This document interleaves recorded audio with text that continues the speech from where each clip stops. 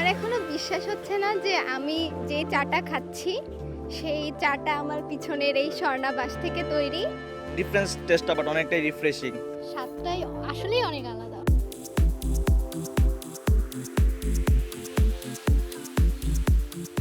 সাধারণ চা নয়, বাঁশের পাতার চা পরিবেশন করছে এবারের বৃক্ষমেলায় আগত দর্শনার্থীদের। কমলার চা, তেঁতুলের চা পাওয়া গেলেও মেলায় এবার অনেকেই প্রথমবারের মতো স্বাদ নিচ্ছেন বাঁশপাতার চায়ের। ঢাকার আগারগাঁওয়ে চলমান জাতীয় বৃক্ষমেলায় বিনামূল্যে দর্শনার্থীদের এ চা পরিবেশন করছে স্টলটি।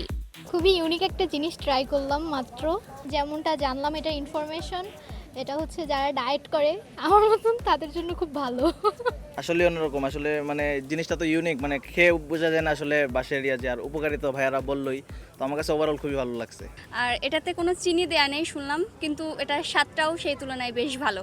এটা হচ্ছে খাওয়ার সময় কিছু না লাগলেও খাওয়া শেষে একটু পরে মুখটা অনেক সুন্দর একটা অনুভূতি হয়, এটা আমার সবচেয়ে ভালো লাগছে। দক্ষিণ পূর্ব এশিয়ার দেশগুলোতে প্রচলিত হলেও আমাদের দেশে বাঁশপাতার চা একেবারেই নতুন। তাই বৃক্ষমেলায় এসে প্রথমবার এই চায়ের স্বাদ নেওয়ার অভিজ্ঞতাকে বেশ চমকপ্রদ বলছেন দর্শনার্থীরা। আজকে আমি ফার্স্ট টাইম বাঁশের তৈরি চা ট্রাই করলাম। তো এটা খাওয়ার পর এটা আমাকে অনেকটা রিফ্রেশিং একটা ফিলিং দিল।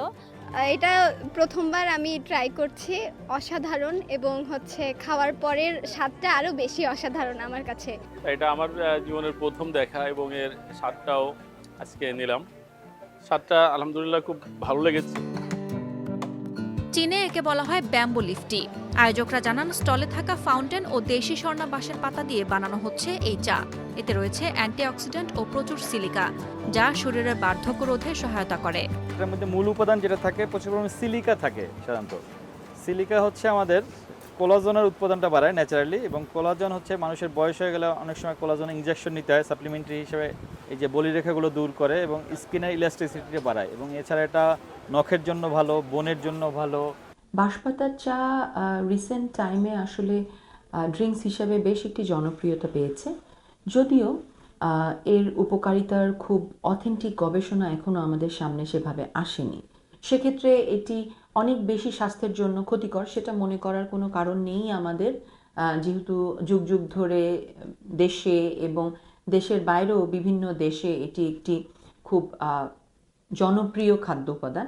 তবে অবশ্যই প্রতিনিয়ত বা নিয়মিতভাবে এই বাঁশ বা বাঁশকোড়ল, ব্যাম্বু শুট যেটাকে আমরা বলে থাকি, বা বাঁশের পাতা গ্রহণের ক্ষেত্রে চিকিৎসক এবং পুষ্টিবিদের পরামর্শ নিয়ে গ্রহণ করা প্রয়োজন। এখানেই শেষ নয়, শহুরে যান্ত্রিকতার মাঝে সবুজের আবহে ভিন্নধর্মী এই চায়ের স্বাদ দেওয়ার পাশাপাশি আছে বাঁশের চারা ও বাঁশের তৈরি বিভিন্ন পণ্য। আসলে বাঁশ সম্পর্কে আমাদের একটা ভুল ধারণা আছে, আমরা বাঙালিরা সাধারণত বাঁশ দেই বা বাঁশ খাই, এটার মধ্যে সীমাবদ্ধ বাঁশের ব্যবহারের মধ্যে। চায়নাতে, ইন্ডিয়া, ইন্দোনেশিয়া, থাইল্যান্ড বিভিন্ন জায়গায় দেখেছি বাঁশ থেকে আসলে 80টা সেক্টরে কাজ হয় ওয়ার্ল্ড ওয়াইড, এবং বাঁশ থেকে বর্তমানে সুতা হচ্ছে, বাঁশ থেকে পেট্রোল হচ্ছে, মানে মিনস হচ্ছে বাঁশ থেকে ইথানল হয়, বাঁশ থেকে সুতা হয়, মানে বাঁশের ব্যবহার বহুবিধ ব্যবহার। বাঁশ থেকে বিদ্যুৎ করছে, বাঁশ থেকে প্লাই হচ্ছে, মানে এছাড়া বাঁশ থেকে হ্যান্ডিক্রাফটস তো হয়ই। বান্দরবানের লামা থেকে আসা স্টলে আছে দেশি বিদেশি 60 প্রজাতির বাঁশের চারা, আছে গৃহস্থলী কাজে ব্যবহারযোগ্য চমৎকার সব পণ্য ও আসবাবপত্র।